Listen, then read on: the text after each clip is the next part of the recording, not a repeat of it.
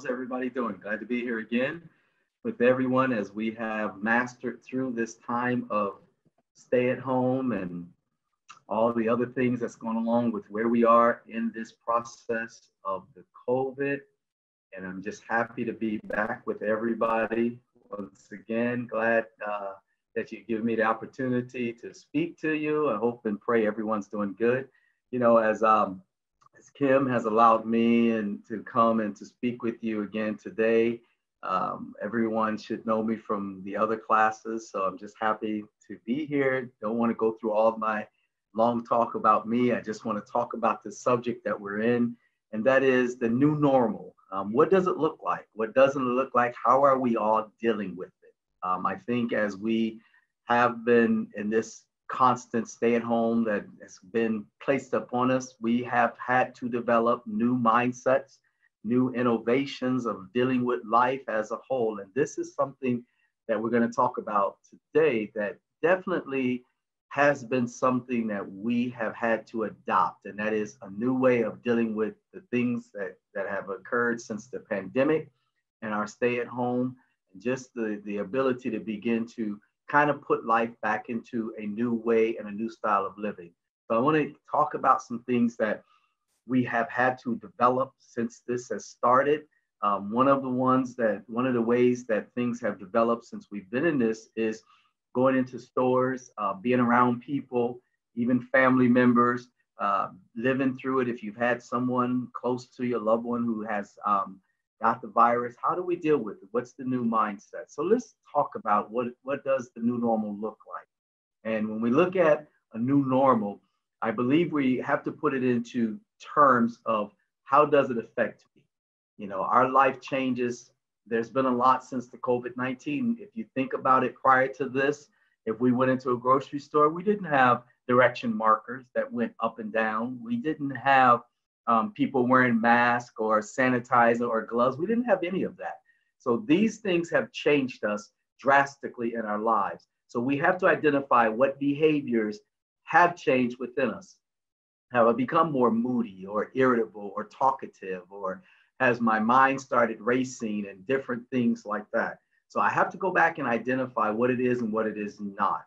You know, one of the key things that have affected people during these new life changes is sleep. The sleep patterns have changed.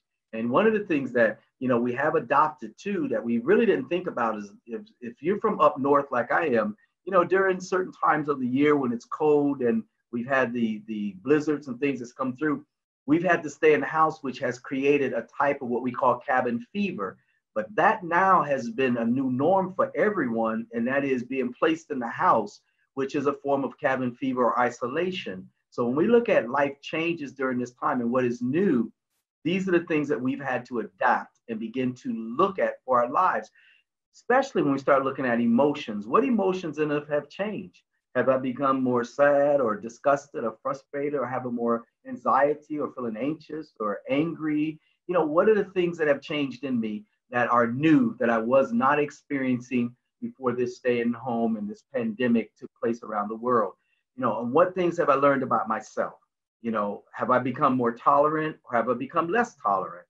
Have I recognized how my emotions and my behaviors have changed during this time? And have I developed new ways of thinking and creative concepts and innovative ideals during this stay at home? These are new ways to look at our life. Maybe it's something that I would not think is new, because for some people, this just may be the way that they think. However, is it creating behavior changes?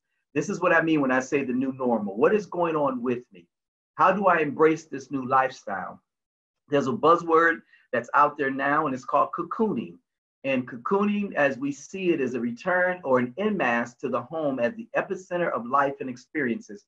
You know, back during the eras of time, such as the 40s, 50s, and 60s, and early 70s, getting into the 80s, you know, the home was the place where people would go to find enjoyment. And I'm not saying it's not like that for some people, but on the most part, it has, you know, it's something that we've gotten away from. You know, we'll kind of come home and we're in it just, you know, to sleep and things like that. And for some people, I don't want to overgeneralize and say it's like that for everyone, because it's not. But we're looking at this time now where we have been forced to stay in.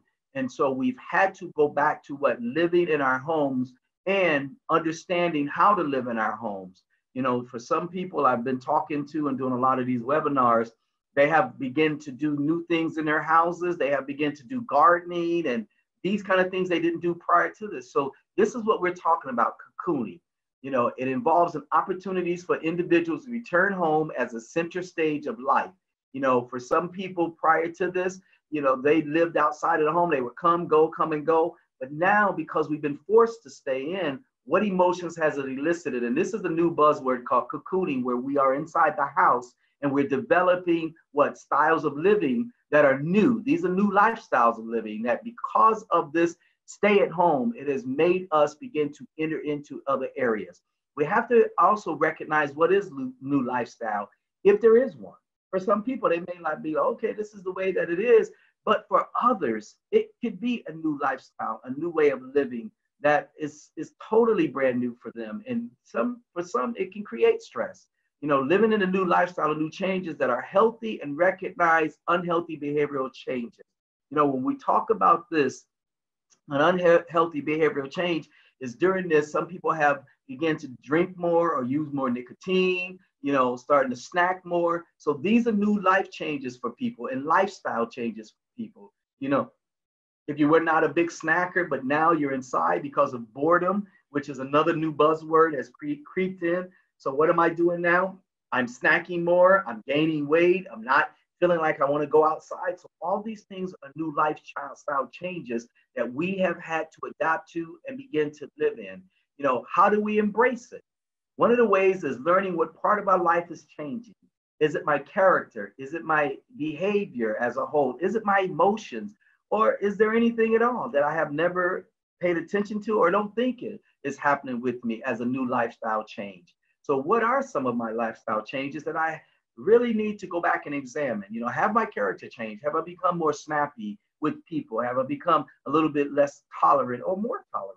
Or I've developed patience now that I really didn't have before. So these are changes, you know, and I have to learn how to embrace these changes because they can be spiritual, they can be physical, psychological, they can be physiological. So these are changes that I have to learn how to recognize. And if I didn't develop them, begin to work in them when I recognize what's going on with me. Because I want to recognize and be realistic and look at the attempts to either go back and operate in what was the old normal, because for some people, change is difficult. And trying to live in the old normal might not be productive during this time. Because for some, the old normal might have been to go to the store all the time, be in different places, be out all the time. Now that's not happening. And so that could be causing what? Anxiety and stress in people. And they want to go back, maybe if they were a type of person who like going out to, you know, to the clubs and having a good time and things like that. We're not doing that. Or going to the gym. You know, that's a big fight right now for people. So can I go back to the old? Maybe that might not be the best thing. Understanding how to adapt to change that's going to affect my lifestyle and my living is key for where we are right now. You know, having that realistic thought of what am I going back to? Am I going back to something that's not going to be healthy for me? Such as, we know that with this virus, it is invisible. We know there are people that are what they call asymptomatic, which means they can have it and not really know it. Now I come in contact with them because I decided that this is not, this is all a bunch of hokey pocus and the government. So now I'm going to go and put myself in harm's way because I want to do what? I want to live in my normality, which we're not saying don't live in normality, but adapt to normal, what is new in our normality. You know, if I need to be in a place and there's a lot of coughing and sneezing and things like that, am I going to be worried about that? You know, especially if I don't have a mask, I'm not carrying hand sanitizer. So these are the things that we have to understand that are with us right now, which is a new normal. So what are some thought processes that go along with this and the new behaviors? Understanding the new way of thinking about what is normal for you. So you have to understand what is normal for you and what isn't normal for you. And do you accept normality right now or change, as this is what we're all in? So we have to look at new ways to connect and support each other, because we are all in this together. We are. No matter where we are, we're in this together, and we have to help each other while we're going through this, as we're going through adversity the same. Understand new consciousness and awareness towards self and community. I believe this is very big. because of how we have had to do self-care and work on different types of platforms that we may not have been used to working on now, but we're going to have to. We look at setting things in an order and having a plan. So these are new consciousness of awareness, and even for community, being more compassionate and showing more gratitude when we're out in the community with our neighbors, even with people in the store. We need to reconsider who we are and what we value during this time of COVID and this new normal, and also rediscover a better version of ourselves. I believe through all of this, there are a lot of positives that we can take away from it. And I believe one of them is getting us to really go back and hone in who we are and what we are, and how do we ourselves battle through this situation as we move forward for what? For progress. And it goes back to us. How am I taking care of myself? Do I have a routine that's helping me get back into the way things were? Not so much the old, but developing new styles of living so that what I now can do new things and operate in new changes. I have to look at developing new concepts for my lifestyle, deciding what to do, especially in relation to large decisions. Prior to this, a large decision for us for our lifestyle would have been to go on a cruise or to take a trip. But now, since this is happening, this is a lifestyle change, because I believe for some people, they're never going to get on another cruise ship. Even flying. How are we dealing with flying?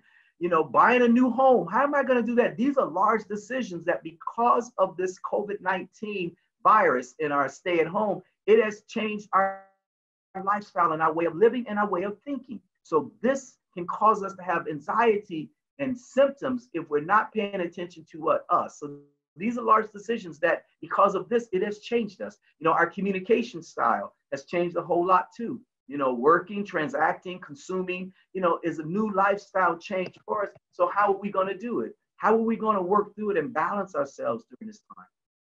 Going back to what we have to recognize for us as a new normal. What is new lifestyle for me?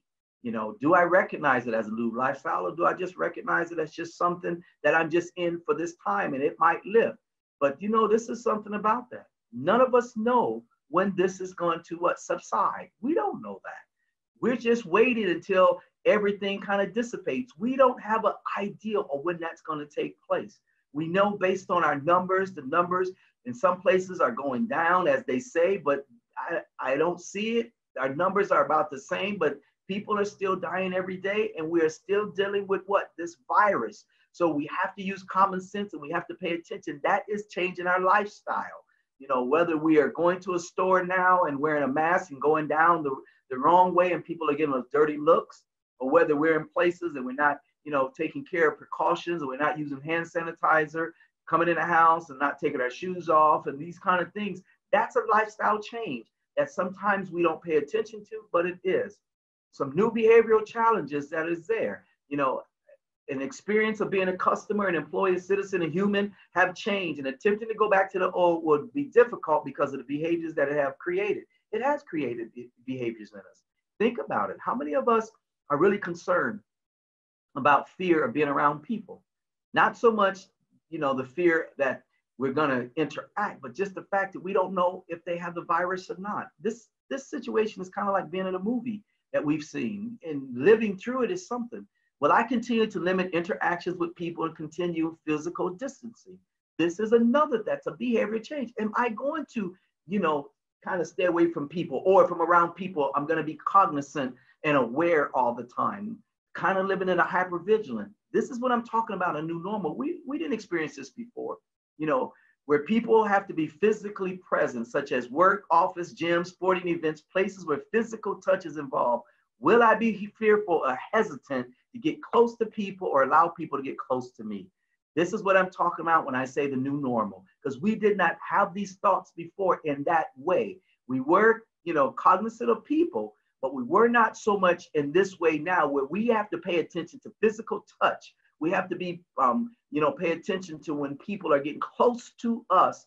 And I see it all the time in stores where people are walking, and I see how people are looking, or I've even heard people say, hey, step back, you're getting too close to me.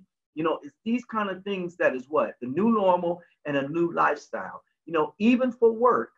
As I was talking to Luis earlier, he mentioned that, you guys are back to work. But these are the things that we have to consider during this time. Sitting in the lunchroom together. Before we could do that. Spreading out at meetings. We didn't have to do that before, but now we do. Popping into someone's cubicle or office area, just to say hello, but we have to remember what physical distance. So that means I can't come up on you or get close to you like I did before. If I have a coffee maker or things in the kitchen, like we used to have cups and glasses, are we going to have to remove those? How are we dealing with that now? These are lifestyle changes. If I have an elevator in my office or building, how am I practicing social distancing or physical distancing? Am I afraid to get in the elevator? When I talk about the new normal, this is it. Even when it comes to the basic things of exchanging pens and writing apparatuses or work materials, am I going to do that now? Am I going to be cognizant of that? If I was the type of person that people would come and take things off of my desk, now am I going to put up a note or a sign that says, don't touch my things on my desk. I don't want to get COVID. These are the things that are new lifestyle changes that we have to understand that are here on us and living through them. As another one is not touching people or being mindful and respect of the desire of touch during this time. People don't want to be touched. Am I the type of person that's touchy-feely or a handshaker? So all these things are a new normal for us because we have to be cognizant of this right now. If I'm the touchy-feely and hugging type of person, am I still going to hug people? Am I going to want people to hug me? This is what I mean when I say change is new normal. We have to be mindful of this. And this has created a behavior change and a character change in us. And it's being cognizant of these things that we don't really pay attention to or haven't prior to this COVID-19 and stay-at-home order. So I know, people have stress about going back to work and practicing social distancing or physical distancing, but still the thought is there. What happens if someone in the office is asymptomatic and don't know it? Because that's the way that it works. And now I might have a compromised immune system and I come in contact with them. How are we doing these things? That's why we have to pay attention to what's new now and not kind of just put it in and keep our head in the sand where, no, that's all right, we got it. We have to look at that, and that's new behavior and that's a new mindset. So these are three areas that we have begun to adapt and have been created through this COVID-19 and our new way of living. And that is what we call pantry preparation. Prior to this, there wasn't this stockpile. And look at what happened in the very beginning with toilet paper, how people were stockpiling toilet paper and hand sanitizer. That's a new normal. So this is a new way that people are looking at. Another thing we have to add into what's taking place in our season right now is we're coming into hurricane season. So we have to separate these two because this pantry preparation is big right now, and it's going to even increase when we start getting into more problems, when we start seeing the hurricanes that's coming for our season. So we have to look at this. So this is a new word. We're looking at pantry preparation, assortment of self-help products, all of the different products that's there, such as the Lysol, the Pine Sol, the alcohol, the hand sanitizer. So now we're stockpiling it. I remember when this first started, there was a guy who had, 18,000 bottles of hand sanitizer that he was trying to sell, and the government came in and they made him, kind of get rid of them because he was trying to price gouge, which this is the fear that people are living in. So this is a new thing, for some people, spike in store visits and a growing basket size. So now I'm going to the store all the time. So I'm doing all these things. This is called pantry preparation. This is a behavior that's been created, which is a new normal. Another one is quarantine living, increased online shopping. So now people are in online shopping, UPS, all of the companies that deliver, they are running on E because their people are just working, delivering all these packages that people are ordering online because they're afraid to go outside. For some people, a decline in store visits. Some people are just not going to the store because they're afraid. They're anxious behaviors for some people because increased out-of-stock requests. So now they're getting all this anxiety because they're trying to order stuff and it's out of stock. So this is creating their quarantine living, thoughts of not enough food. We've been hearing this where because the workers that were working in our food areas, some of them, came down with COVID. So now they don't have as many people working, which is creating problems in our food supply. We have to realize it's there, but how are we going to work through it? This is the new normal. The other one is restricted living. And this is people that severely restrict their shopping trips. They are not going out at all. And I know some people that are like that. I'm doing counseling, virtual counseling, and I'm having some clients that are coming on who have not left their house since this has started over a month ago because they're afraid to go outside because of fear. Isolation, they're isolating themselves in the house, they lack of contact with people, and they're even restricting their interaction with family members. These are the things that we looked at that has been created by this COVID. That's a new lifestyle change. So we have to take these in consideration. And if we are adopting behaviors that are kind of looking like this, we need to step back and pay attention to how we are living during this time of change. So living through the new normal is like this, returning to daily routines, but operate with renewed consciousness about health. We don't want to be oblivious to our health, but we want to make sure that we're trying to get into a routine. One of the biggest helps for people during this time is having a routine. Some things that we probably did not even think about prior to this stay at home and the COVID was a routine. We had one, but how many of us really paid it attention? But now we are. And routine is one of the biggest things to help us decrease our stress and our anxiety and anxiousness while we are at home, if we are working from home, is the ability to recognize that I have a routine. Some routines for people, as we went through, was waking up in the morning, taking, of course, doing a shower, having their clothes out, eating breakfast, driving to work or stopping to get something. They get to work, then they begin to set their day into plan.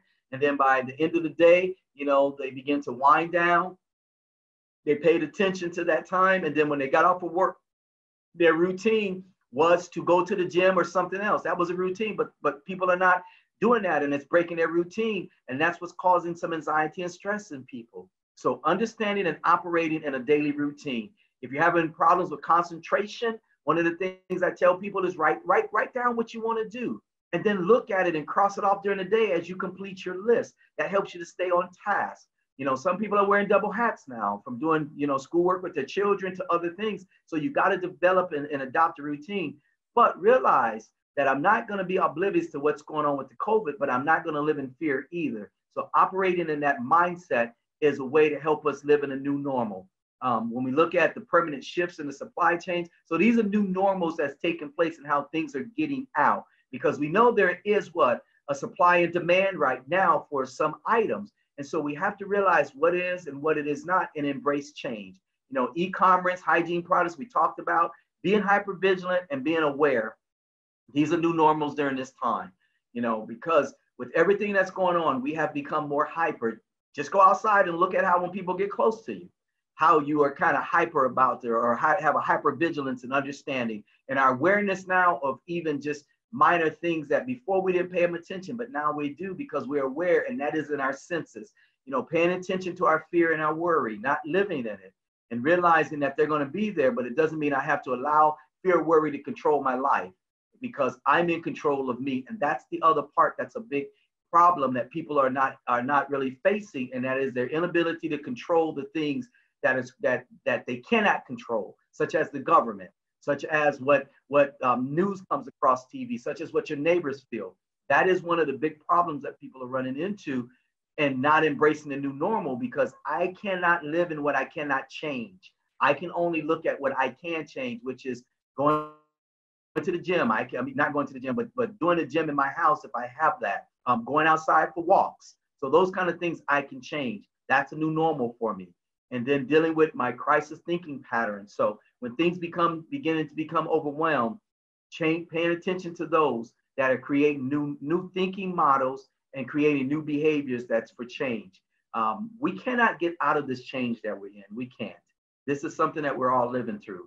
But it's adapting to the change that's going to help us process through and understand what the new normal is for us and how do we live through it. So I'm going to leave up some of my resources as we continue to talk. By all means, another of the resources that you have available is your EAP program, your Employee Assistance Program. And if there's some things going on where you really need to reach out, please reach out. You get so many free sessions that are there for you, but please reach out, because during this time, we're all in this together. And the only way for us to stay safe and help each other through this is to talk about it, communicate. If I have something going on, let me open up and talk about it, because the very person I'm talking to might be going through the same thing. And it helps us to be able to understand this. When we look at how to deal with things. There's what we call mindfulness, and I'm pretty sure you guys are aware of mindfulness techniques and practices. Even the fact of just dealing with mindfulness, even for kids, because that's one that's available. But just know that as we process through this time of change, understand what my new normal is, and then realize too that I got to look forward and not live in the past, because things have changed in all of our lives, and we have to begin to learn how to embrace the change that's there, live in the change, but once again, identify the change in my life. What is taking place and how am I moving forward? So Luis, if you're there, let's open it up. If anybody has any questions or anybody have any comments, if you want to ask me directly, you can open it up and unmute yourself and ask me directly. So Luis, if you're there, let's open it up. Kim, if you want to say something, let's just talk and see how people are really getting through this. If you have any questions, you can either type it in the chat, or you can also press the button to raise your hand, and I will come to you and allow you to speak. And or you can also do it in the chat, whichever one you want. We already have a couple of questions. We have Marlene Etienne. She asks, hi Tracy, I haven't really changed the way I used to eat before this pandemic, but suddenly I started developing a heartburn issue. Do you think this might be a cause of stress or anxiety? Yes, heartburn is one of the symptoms that go along with anxiety and with stress. Like you said, you may not have developed any of what you're aware of, but go back and take a look and see how some things might have changed. Are you eating more or eating less? What are you eating? And then what time of day are you eating? So all these things can be factors in there. And then are you getting the amount of exercise that you might have gotten, not gotten since you've been in COVID? Or what lifestyle changes have created? Some that people are having too is a lack of sleep. The inability to sleep because they might be doing a lot of binge watching TV shows and things like that. So yes, heartburn, indigestion is one of the correlations that go along with stress and anxiety. So if you can pinpoint just the fact of what it is, that can help you to decrease it. Sometimes the very beginning of working from home created that in people, because some people didn't like working from home, or some people did, but after the novelty wore off, then it was like, okay, well, yeah, this was fun at first, but now it's not. And these things can create long-term or residual effects from stress. Okay, we have Aaron asking, how do we balance government-imposed restrictions with life and liberty as we cautiously open up and begin to return to our daily lives? Okay, say that again to me, Luis. How do we balance government-imposed restrictions with life and liberty as we cautiously open up and begin to return to our daily lives? Okay, that's a good question. And that's one that truthfully, it goes into the area of uncertainty, and it goes into the area of what I cannot control. So the government, I can't control that. That's something that we have to stand by and wait for them to give us instructions. So how do I live through that is adopt my own way of understanding me as I go through this. And it's key in developing our resiliency. So now the government has placed restrictions on me, which for some people, they look at as a violation of their rights or violation of their freedoms.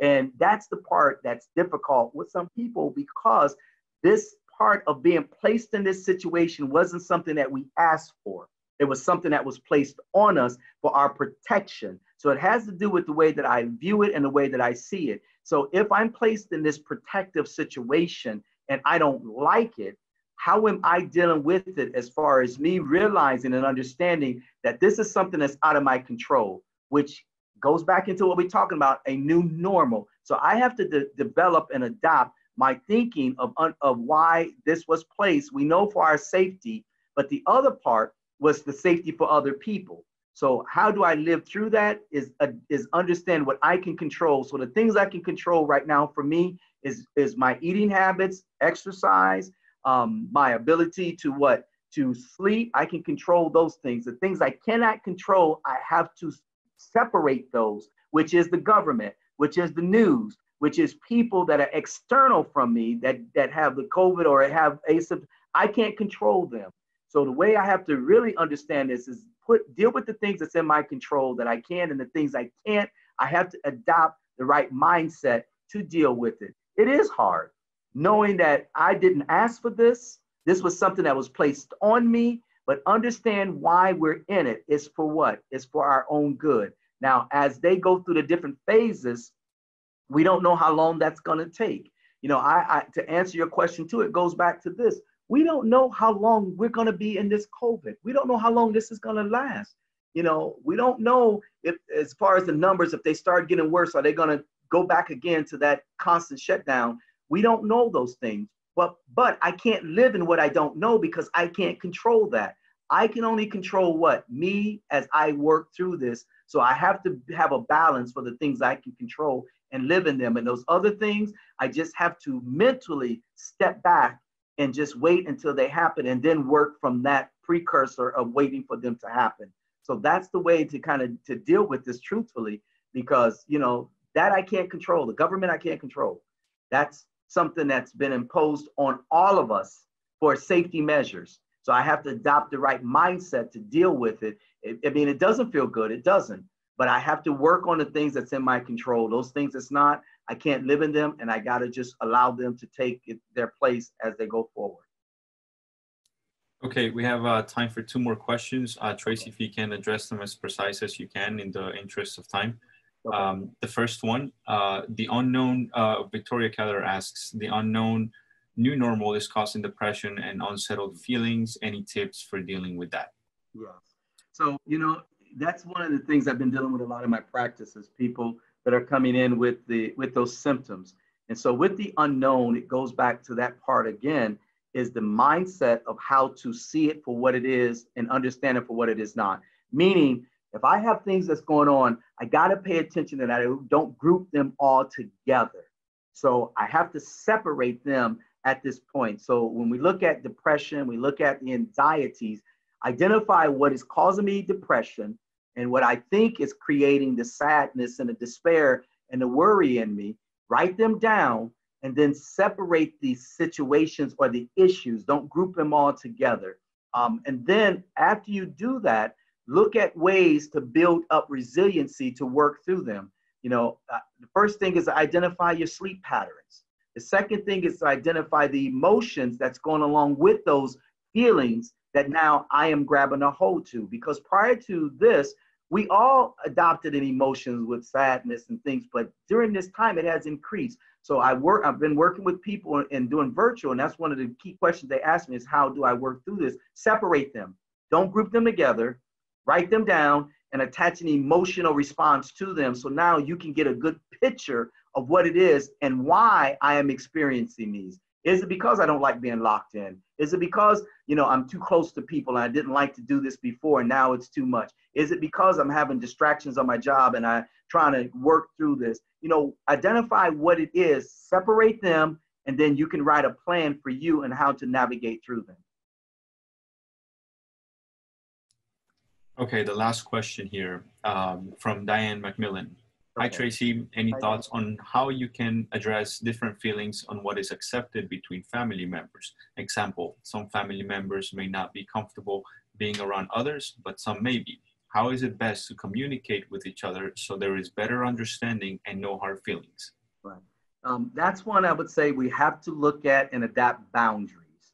One of the ones I talk about is helping people who have their office space at home and they have all the stuff around them. So I help them understand how to adapt and change their office space. In some ways, I tell people, if you have a big enough closet, you can use that as your office space, hang a sign on the door that says, I'm at work or something like that. You know, because during this time of family members coming together, prior to this, there was family members who really didn't see each other. But now they're together and you're getting on each other's nerves because this isn't something that, you know, people do. Boundaries are so important.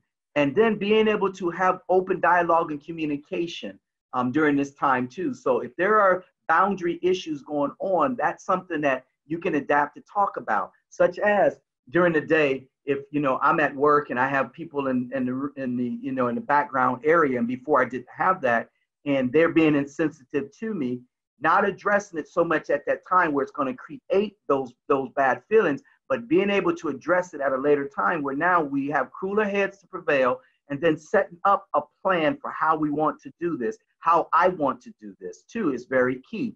That's the part where we begin to look at the communication style of each other. So if I'm in a house with family members and let's be truthful, before this we wasn't getting along and now we're in this and it's even getting worse, I have to begin to understand how to adapt and adopt new boundaries for not only me, but for them. How do we have the conversation? You set up the conversation in a way where, number one, there's not finger pointing, and number two, you can write it down. I would say one of the key things in working through this is to have them written so you can have, like, you know, distinct plans of how you're going to do and how everybody should be operating. Those things are okay to do, but you have to establish specific boundaries and then discuss those boundaries openly with each other and how you can navigate through this time. If you need to, look at areas that you can establish as your work areas for each person, and then see about how to step away and do certain things during the day where it will decrease those feelings that most people get into.